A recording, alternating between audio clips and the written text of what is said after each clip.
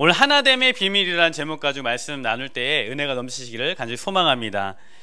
우리 옛말에 이런 말이 있습니다. 부부싸움은 칼로 물베기다 라는 그런 말이 있어요. 부부가 살다 보면 때로는 감정이 상하는 일도 있고, 그리고 다툼이 있을 수도 있습니다. 다툴 때는 금방 갈라설 것처럼 심각하게 싸우다가도 또 칼로 물을 벤 것처럼 아무렇지도 않게 서로 좋게 지내는 모습을 보고 사람들이 말하는 거죠. 부부싸움은 칼로 물베기다 라는 겁니다. 결국 부부의 관계는 쉽게 나눌 수 없다라는 그런 의미로 이 속담들이 있는 것 같습니다. 성경에도 부부는 한 몸이다 라고 말씀하고 있어요. 오늘 본문 31절을 보시면 이렇게 말씀하고 있죠. 사람이 부모를 떠나 그의 아내와 합하여 그 둘이 한 육체가 될지니 라고 말씀합니다. 하나다, 한 몸이다 이렇게 말씀하고 있죠. 예수님께서는 마태복음 10장 9절에서 하나님이 짝지어 주신 것을 사람이 나누지 못할지니라 라고 말씀하시면서 부부는 나눌 수 없는 한 몸이다 라는 말씀을 우리에게 주고 계십니다. 그런데 우리가 살면서 많은 것을 느끼게 되죠. 남자와 여자가 너무 다르다라는 것입니다. 너무나 달라서 성경대로 한 몸 되기가 정말 쉽지 않다라는 것이죠. 제가 결혼한 지 10년 차가 되었고요. 그리고 연애 한 2년 정도 했거든요. 그래서 저희 아내를 한 12년 정도 알고 또 함께 지냈지만 여전히 제 안에 의문 중에 하나는 여자는 모르겠다라는 겁니다. 여자를 모르겠다. 하나님께서 남녀를 만드실 때 분명하게 다른 재료를 쓰신 게 맞습니다. 그리고 공정과정이 달랐던 것 같습니다. 남녀의 생각이 너무나 차이가 크고 그리고 정서적으로 다르고 인식구조가 너무나 다른 것이죠. 여자분들이 이야기를 합니다. 남자들은 눈을 감고도 지도를 잘 척척척척 이렇게 판독을 하면서 왜 자기 양말짝은 못 찾느냐 그런 얘기를 하죠. 우리 아내가 미용실에서 큰돈 들여서 파마해가지고 집에 왔는데 집에 오면 남편이 알아봅니까? 못 알아봅니까? 못 알아보죠. 아내의 큰 변화를 찾아내지 못합니다. 어느 날 아이라인도 좀 하고 색조 화장도 했는데 퇴근한 남편이 알아봅니까? 못 알아봅니까? 못 알아보죠. 그죠? 아내의 엄청난 변화를 느끼지 못합니다. 그러면 이제 아내는 낙심합니다. 사랑하는 아내에 대해서 얼마나 관심이 없으면, 그죠? 머리 파마한 것도 못 알아보고 화장한 것도 못 알아보느냐 하면서 속상해합니다. 그런데 우리가 알아야 할 것은 남자와 여자는 현실의 인식 능력이 분명하게 다르다는 것입니다. 그래서 남성은 이렇게 이야기합니다. 남성은 감정을 느끼고 표현하는데 둔하다. 그와 더불어 언어 구사력도 여자보다 훨씬 더 떨어진다라고 이야기합니다. 여성은 감정 표현이 남자보다 훨씬 더 정교하고 언어 구사력도 남자보다 뛰어나다라고 이야기합니다. 그래서 언어학자들이 조사를 해보니까 남자들이 하루에 사용하는 단어가요 5,000개라고 합니다. 5,000개 정도. 근데 여자는 몇 개인지 아십니까? 5만 개라고 합니다. 5만 개. 이게 감정을 표현하고 또 자신의 그러한 여러 가지를 이렇게 언어로 표현하는 데 있어서 훨씬 더 탁월하다라고 이야기하는 것이죠. 어느 날 부부가 서로 감정이 상하여서 다투는 일이 벌어집니다. 아내가 남편에게 말하죠. 불만 있으면 말해봐. 남자는 그제서야 내가 불만이 있었나라고 감정을 그때 느껴보기 시작합니다.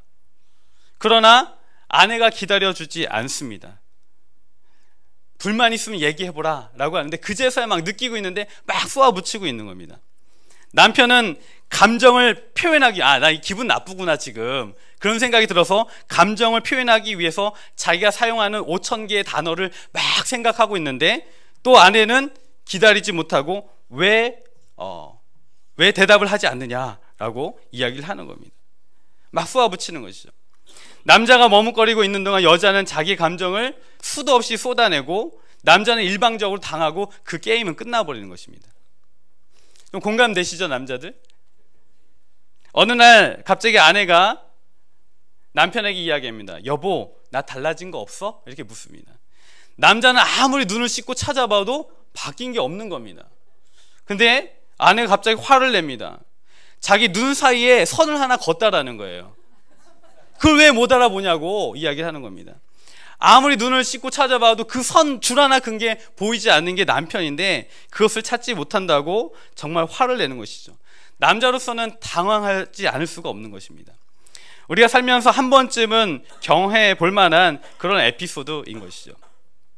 이렇게 남녀가 다른데 어떻게 한 몸이 될 수 있는가? 그러나 성경은 분명히 말하고 있습니다. 남녀가 사람이 부모를 떠나 한 몸을 이룰지다 라고 말씀하시면서 한 몸이다 라고 말씀하고 있습니다. 부부가 한 몸을 이룸에 있어서 아주 중요한 영적인 원리들을 우리가 깨달아야지만 한 몸을 이루며 나아갈 수 있는 것입니다. 그래서 오늘 말씀을 통하여 영적으로 한 몸 되는 것이 무엇인가에 대해서 좀 살펴보려고 합니다.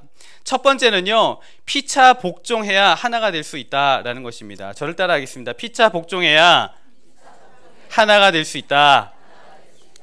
피차 복종해야 하나 될 수 있다는 것입니다. 오늘 우리가 22절부터 봤는데 21절에 보면 이렇게 말씀하고 있어요.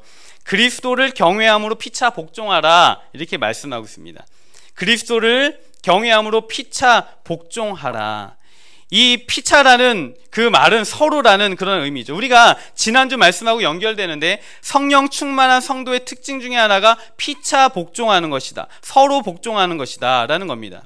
이 말은 상대방의 우월함이나 강력한 힘에 굴복하여 복종하는 것이 아니라 자발적인 그런 복종이요 또 순종을 의미하고 있습니다.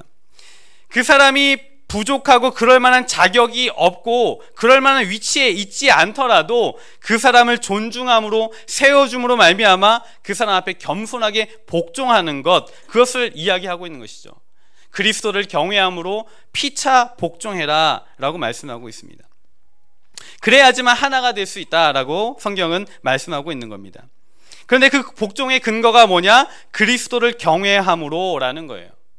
그리스도를 경외함으로. 그리스도께서 우리를 위하여 자기 자신을 내어주셨죠. 그리고 십자가에 죽으셨습니다. 죽기까지 복종하셨는데 그 복종을 따라 우리가 서로 피차 복종하며 나아가야 한다라는 겁니다. 따라서 주님께서 죽기까지 사랑하신 그 사랑을 아는 자라면, 그 십자가를 믿는 자라면 서로를 존중하고 또 사랑하면서 자발적으로 복종의 관계 가운데 들어가야 한다. 그 서로 복종함으로 말미암아 곧 그것이 그리스도께 복종함이요 서로 그리스도 안에서 한 몸을 이루게 되는 것이다 라고 성경은 말씀하고 있는 것입니다. 두 번째 원리는 뭐냐면 남편에게 복종하면 한 몸이 될 수 있다라는 것입니다. 저를 따라 하겠습니다. 남편에게 복종하면 한 몸 될 수 있다. 이 말에 대해서 상당히 이제 거부감을 느끼는 분들이 있을 겁니다. 그죠? 왜 내가 남편에게 복종해야 되냐, 그렇게 생각하시는 분들이 있습니다. 그런데 이 구절은요 절대적으로 강압적인 복종이 아니다라는 걸 다시 한번 말씀드립니다. 남자와 여자는요 동등됨으로 지음을 받았습니다. 하나님께서 여자를 지으실 때 어떻게 지으십니까? 남자를 깊이 잠들게 하시고 그 옆구리에서 갈비뼈를 하나 떼어서 그리고 여자를 만드셨다라고 말씀하고 있어요. 그리고 하나님께서 뭐라고 말씀하셨냐면 심히 보기에 좋았다라고 말씀하고 있습니다. 결국 남자나 여자나 동등됨의 지음을 받았고 둘 다 하나님 앞에 사랑받는, 존중받는 그런 존재라는 사실입니다. 둘 다 보시기에 심히 좋은 그런 존재라는 것입니다. 다만 지금 아내들이여 남편에게 복종하라 라고 말씀하신 것은 영적인 질서를 부여하고 있는 것입니다. 남편이 아내의 머리다 라고 성경은 말씀하고 있어요. 남편이 아내의 머리다.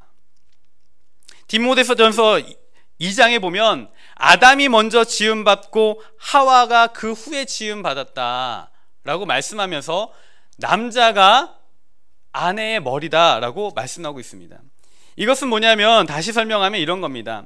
자식들 중에 여러 자식이 있겠지만 그 중에 첫째 장남과 장녀가 대표성을 가지고 첫째로서의 그 역할을 감당하는 것처럼 첫째가 능력이 있든 없든 간에 가지고 있는 권위와 대표성이 있는 것처럼 하나님이 인간을 창조하실 때 먼저 남자를 창조하시고 그 후에 여자를 지음으로 말미암아 바로 아내의 머리는 남편이다 라고 영적인 질서를 부여하고 계시는 겁니다.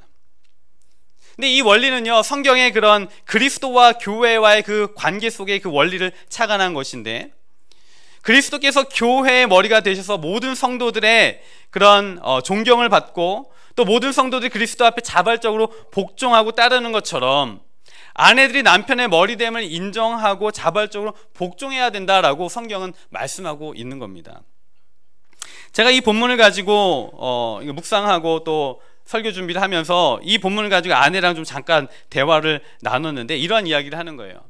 남편이 남편 노릇을 못하면 어떻게 해야 되냐라는 겁니다.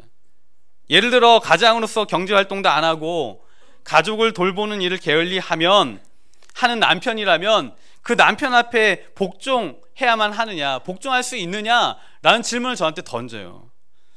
제가 그 질문을 받고 글쎄 하면서 참 어려운 문제인 거죠. 어떻게 하면 좋을까? 창세기에 보니까요, 아브람이라는 남편이 나옵니다. 이 아브람이라는 사람이 이집트에 들어가게 되었습니다. 그런데 이집트에 들어가면서 아주 쓸데없는 걱정을 합니다. 뭐냐면 자기 아내가 너무 예쁘다라는 거예요. 그래서 너무나 예뻐서 거기 있는 사람들이 자기를 죽이고 자기 아내를 빼앗을지도 모른다라는 그런 걱정을 하면서 아내한테 뭐라고 이야기하냐면 너 내 아내라고 이야기하지 말고 내 여동생이라고 이야기해라. 그럼 오히려 나를 존귀하게 여겨주지 않겠느냐 라고 얘기하는 겁니다. 자기 살겠다고 아내를 누이라고 말하겠다 이런 것이죠. 그런 남편을 보면서 이 아내는 어떠한 생각을 가졌을까요? 아내 사라는 이런 의리 없는 남편에게 복종할 수 있었을까? 그런데 사라는요, 성경에 보면 아브라함을 평생 나의 주라고 부르며 섬겼다라고 성경에 기록되어 있습니다. 어떻게 이 사라는 자기를 누이라고 속이면서까지 자기 목숨을 부지하려고 하였는데 복종하고 섬길 수 있었는가? 그것은 바로 하나님의 그 말씀과 창조의 질서를 따라 남편에게 자발적인 순종을 했다라는 것이죠. 복종은 남편의 권위 아래서 영적인 순서를 정하고 자발적으로 자기 자신을 내어놓는 것입니다. 이것은 한편으로 성령 충만한 자가 할 수 있는 것이고 한편으로 영적으로 인격적으로 성숙한 자가 할 수 있는 것입니다. 복종은 여자가 무능해서 못나서 복종하는 것이 아니고 하나님께서 가정의 머리고 아내의 머리가 바로 남편이다라고 말씀하셨기 때문에 그 말씀을 근거하여 자발적인 복종을 하는 것입니다. 여러분, 지금 남편이 아내의 머리다라고 이야기하셨는데 사실 한편으로 보면 머리가 가장 무능할 수도 있습니다. 가장 효율성이 떨어질지도 모릅니다. 그러나 또 한편으로는 머리가 온몸에 명령을 내림으로 말미암아 또 사지가 움직이게 되는 것이죠. 그런데 거꾸로 머리가 나쁘면 뭐가 고생하죠? 또 몸이 고생하는 것 아닙니까? 손발이 고생하는 것 아닙니까? 그런 상호 보완적이어야 한다는 것입니다. 그래서 때로는 손과 발이 그 정확한 정보를 머리에게 전달함을 말미암아 또 지시하게 하고 또 이렇게 효과적인 그런 몸 움직임을 함으로 말미암아 몸이 유기적으로 움직일 수 있다는 것이죠. 한편으로 손과 발은 머리가 잘 판단하고 또 움직일 수 있도록 배려하고 도와주는 역할도 해야 된다는 것입니다. 사무엘서 25장 보면 재밌는 이야기가 하나 나와요. 한 사람이 등장하는데 이름이 나발입니다. 나발이고 한 아내가 있었는데 이름이 아비가일입니다. 이 나발이라는 사람이 성경에 보면 상당히 부자였다라고 이야기를 하고요. 그 부자니까 뭐 부인도 뭐 예뻤겠죠, 그죠? 그래서 성경에 보면은 이 아비가일은 총명하고 용모가 아름다웠다라고 묘사되어 있습니다. 근데 이 아비가일이라는 사람이 지혜로운 여인의 대표자로 나타나요. 어느 날 이제 다윗이 광야에서 이 사울을 피하여 광야에서 도망하다가 광야에서 그 진을 치고 텐트를 치고 머물게 됩니다. 그런데 양식이 떨어진 겁니다. 근처에 있는 부자 나발이 양털을 깎는다라는 소문을 듣습니다. 이 양털을 깎는다라는 것은 큰 축제를 벌이고 있다라는 의미이고, 그리고 양털을 깎는 그 시기는요, 그 고대 근동에는 포도주와 식량이 넘쳐나서 이렇게 잔치를 베푸는 그런 시기입니다. 그래서 다윗이 10명의 소년들을 그에게 보냅니다. 그리고 최대한 예의를 갖춰서 나발에게 먹을 것을 좀 나누어 달라라고 정중하게 요청을 했습니다. 그런데 이 나발은 그 정중하게 요청하는 다윗에 대해서 아주 모욕적인 언사로 응대를 하게 됩니다. 다윗에 대해서 막 욕을 퍼붓는 겁니다. 그리고 다윗뿐만 아니라 그 부모까지 들먹거리면서 모욕합니다. 그리고 그를 따르는 그 무리들까지도 불법적인 집단이다라고 비꼬으면서 외면했던 것입니다. 그리고 나발이 이야기하죠. 나 먹을 것도 부족한데 니네 줄 게 어딨어? 라고 하면서 완전히 거부를 하였습니다. 다윗은 자기를 모욕한 뿐만 아니라 자기 부모와 자기 형제들을 모욕한 그 모욕 때문에 너무나 분노하여서 직접 400명의 부하를 이끌고 이 나발을 초토화시키기 위해서 출전을 합니다. 근데 이 소식이 그 나발의 아내인 아비가일에게 전해졌습니다. 이 여인이 어떻게 이것을 조치를 취하냐면 급하게 음식을 만듭니다. 엄청난 양의 음식을 만들어서 종들로 하여금 그 다윗의 진영으로 보냅니다. 그리고 자신도 뒤따라서 가는 것이죠. 다윗이 400명의 군사를 이끌고 오고 있는데 중간에 이렇게 만나게 된 겁니다. 중간에 만나서 이 여인이 가지고 온 모든 그 음식을 내어놓고, 성경에 뭐라고 표현되어 있냐면 최대 예우를 갖춰서 다윗의 발 앞에 엎드렸다. 그리고 얼굴을 땅에 대고 자기 자신의 남편의 어리석음을 용서해달라고 간청합니다. 우리 남편이 어리석어서 무례하게 행했다. 제발 용서해달라라고 요청을 합니다. 이 아비가일의 간청으로 말미암아 이 나발의 그 가정의 위기가 모면되게 되는 것이죠. 머린 남편이 무능하고 지혜롭지 못할지라도 손과 발인 몸인 그 아내가 지혜로움을 말미암아 이 재앙을 막았다는 것이죠. 머리로 하여금 현명한 판단을 하도록 돕는 역할을 하는 것이 또 하나의 몸의 역할인 것입니다. 남편의 역할을 못하는 그 남편을 어떻게 존경해야 할 것이냐라는 그 아내의 질문에 이 아비가일이라는 여인이 생각이 났던 것입니다. 비록 어리석고 멍청하고 상황 파악이 안 되는 그런 사람일지라도 이 아비가일이 평강공주가 되어서 그로 하여금 올바른 판단을 하고 올바른 삶을 살아갈 수 있도록 인도하고 있다는 것이죠. 결국 뭐냐면 창조의 질서를 따라 아내는 남편의 머리됨을 인정하고 죽게 하듯 겸손함으로 잘 섬김으로 부부가 주 안에서 연합해야 된다라고 말씀하고 있는 것입니다.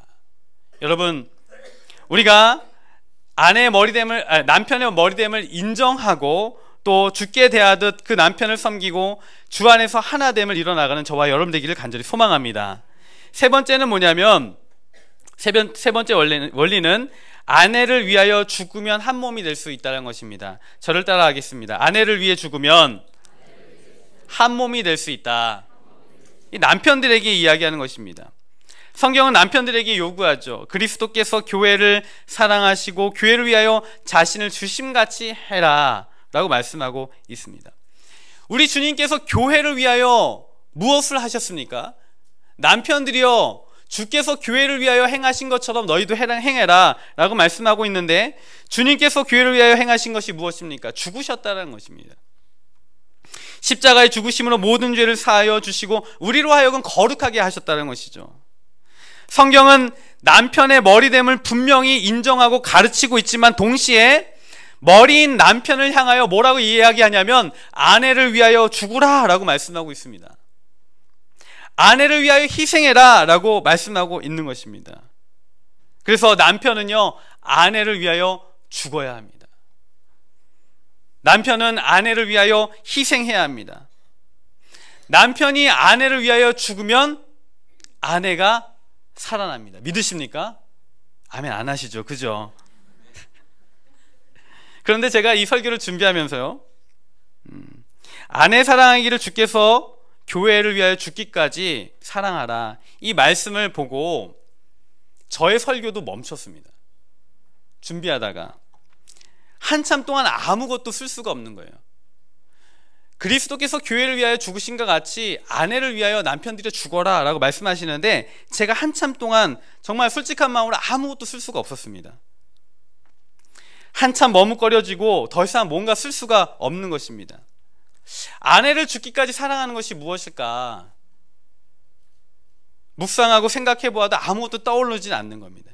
그리고 깨달은 것은 뭐냐면 아내를 죽기까지 사랑한 적이 없구나. 제가 아내를 죽기까지 사랑한 적이 없구나 라는 생각이 들어서 아내한테 물었어요. 내가 당신을 죽기까지 사랑하지 않은 것 같아 라고 했더니 아멘 그러더라고요. 예수님께서 십자가에서 자신의 몸을 찢으시고 죽으셨다라는데 아내를 위하여 몸을 찢고 죽는다라는 것이 무엇일까? 그런 고민을 하게 되더라고요. 그러면서 이제 떠올랐던 것이 하나 있는데, 언젠가 제가 TV에서 이런 영상을 봤습니다. 남자들의 출산 체험. 중국에서요, 한 산부인과에서 이런 실험을 했습니다. 분만실에 남자를 넣어놓고요, 그리고 똑같은 그 출산하는 그 환경을 만듭니다. 그리고 그 여자들이 그 배 아파서 출산하는 것을 똑같이 재현해야 되니까 남자 몸에다 전기 자극 장치를 해가지고 여자들이 겪는 똑같은 그 자극의 고통을 주는 겁니다. 남자들이 똑같이 그 부인과 같이 출산의 경험을 하는 것이죠. 남자들은 1분도 되지 못하여서 눈물을 보이기 시작했고, 그리고 어떤 남자는 그 모든 걸 다 뜯어버리고 도망가 버렸습니다. 그리고 출산의 고통을 체험한 남자들이 고백하기를 뭐라고 이야기하냐면, 여자들의 임신과 출산에 대한 태도가 바뀌게 되었다, 그런 고백을 해요. 그리고 아이를 낳아준 아내에게 진심으로 감사한다, 그런 고백을 하는 겁니다. 저는 사실 아내가 3명의 아이를 낳아주었는데 그동안 감사하는 마음이 있었는가 한번 또 돌이켜보게 되더라고요. 그 사람의 고통을 알지 못하면 그 사람을 사랑할 수 없는 것이죠. 제가 그 아내의 그 출산, 한번 이게 우리 아이 3명 낳을 때를 좀 돌이켜보니까 3명을 낳을 때 제가 같이 있었거든요. 근데 제가 그렇게 아프진 않았습니다. 별로 이렇게 낳는가 보다 이렇게 생각을 했지, 뭐 같이 아파하고 힘들어하고 막 그러진 않았던 것 같아요. 오히려 그냥 무덤덤하고 또 그 감격하기보다는 그냥 하나의 그런 삶의 자리 중에 하나다라고 그렇게 생각했던 것 같습니다. 출산을 경험해 본 사람만이 그 고통을 알듯이 그리스도의 십자가를 깊이 체험한 자만이 그 고통을 가지고 아내를 사랑할 수 있다라고 말씀하고 있는 것입니다. 남자들은요, 직장 생활하면서 직장 상사를 위하여는 죽을 수 있습니다. 그러나 아내를 위해서는 죽지 못하는 것 같습니다. 이를 위해서는 죽을 수는 있지만 아내를 위해서는 죽을 수 없는 것 같습니다. 그런데 우리가 깨달아야 될 것은 뭐냐면, 남편들이 그리스도의 십자가의 죽으심을 충분히 경험해야지만 이 말씀대로 아내를 위하여 죽을 수 있다라는 것입니다. 믿으십니까? 우리 남자들은요, 그리스도의 그 죽으심, 십자가의 고통, 그것을 끊임없이 묵상하고 생각하고 또 마음에 받아들여야 한다는 것입니다. 그래야지만 정말 이 말씀대로 아내를 위하여 정말 죽기까지 사랑하라 라는 그 말씀을 정말 인격적으로 체험하게 되는 것이죠. 우리가 남자들이 한 주간 살아갈 때 한번 좀 깊이 생각했으면 좋겠습니다. 그리스도께서 나를 위하여 죽으신 그 고통과 헌신이 무엇이냐, 우리가 한번 깊이 생각함으로 말미암아 아내를 죽기까지 사랑하는 그 사랑을 회복하는 저와 여러분들이 간절히 소망합니다.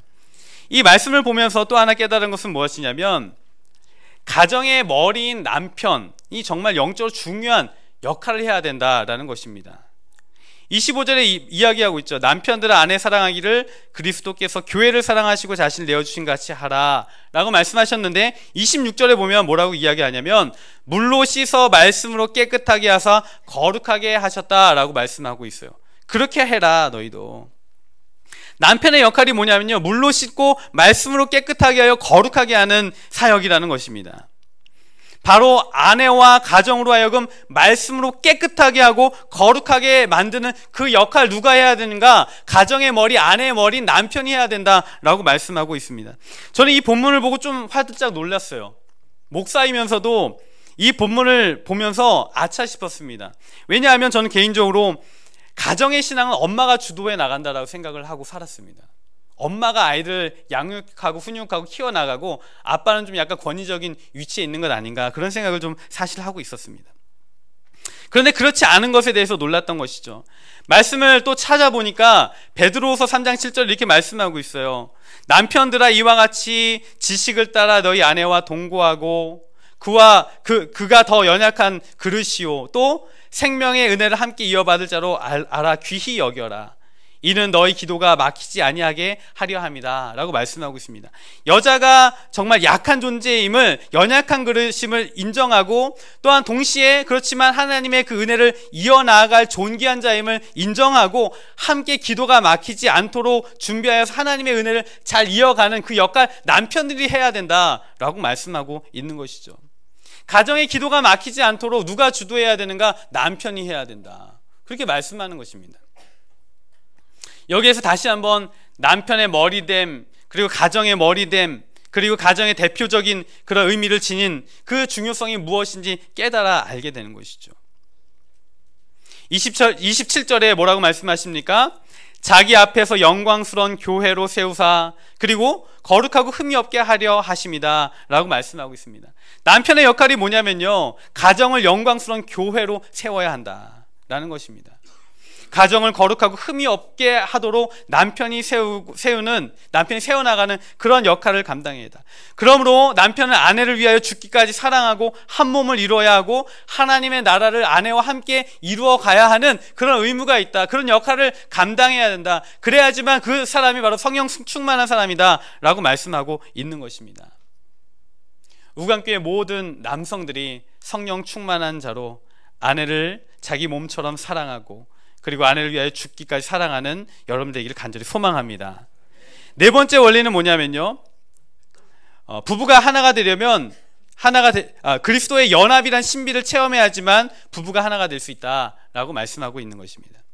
그리스도의 그 연합, 성경은 말씀하고 있어요. 그리스도의 그 연합, 부부의 연합 같은 거다라고 말씀하고 있습니다.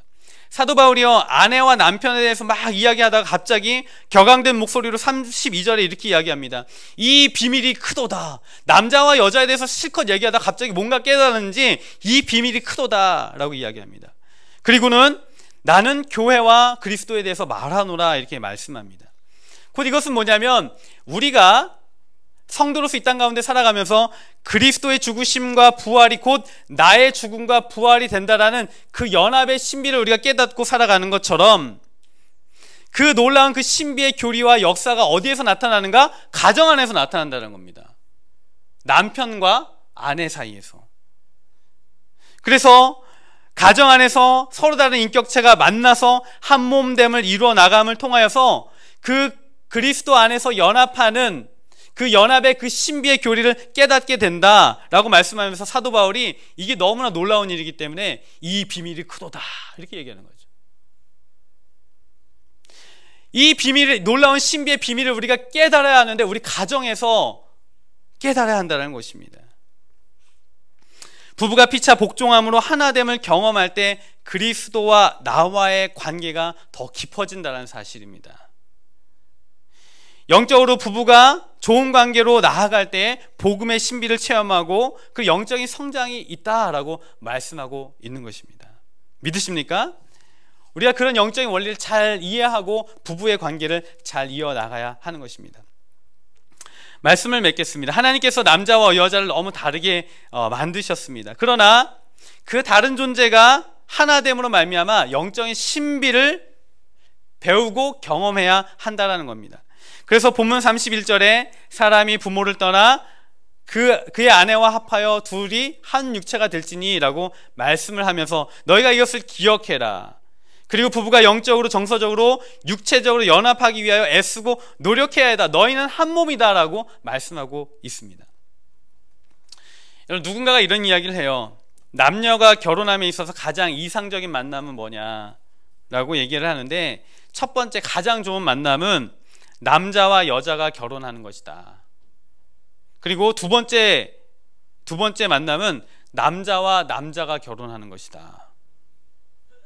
세 번째는 여자와 여자가 결혼하는 것이다. 가장 최악은 여자와 남자가 결혼하는 것이다. 그런 이야기를 합니다. 이게 뭔 말인가? 다시 풀어서 설명하면 이런 것입니다. 가장 좋은 결혼은 남자 같은 남자와 여자 같은 여자가 만나서 결혼해야만 한다. 가장 나쁜 것은 뭐냐면 여자 같은 남자와 남자 같은 여자가 만나 결혼하는 것이다. 즉 다시 한번 말씀을 빗대어 생각하면 남자가 남자답게 가정을 책임지고 영적인 가장으로서 죽기까지 아내를 사랑함으로 인도하는 그 역할을 감당해야만 하고, 여자는 섬세하고 고우며 아담하고 남자의 머리됨을 인정하고 순종하는 태도를 가질 때 가정이 화목하고 하나님의 그 아름다운 가정을 이룰 수 있다라고 말씀하고 있는 것입니다. 오늘 말씀을 잘 기억하기 원합니다. 부부가 한 몸을 이룰지다. 우리는 한 몸이라는 것입니다. 아내는 남편의 머리됨을 인정하여 죽게 하듯 복종해야 하고, 남편은 아내를 죽기까지 사랑하는 사랑으로 희생해야 된다. 이것은 뭐냐면 결국 복종과 사랑이라는 영적인 질서를 통하여 하나님의 나라를 이루어 나가야 한다라고 말씀하고 있는 것입니다. 우리가 구정명절을 맞게 되는데 한 주간 살아갈 때 이 복종과 사랑이라는 가르침을 따라 하나님을 더욱더 깊이 알아가는 저와 여러분들이 되기를 원합니다.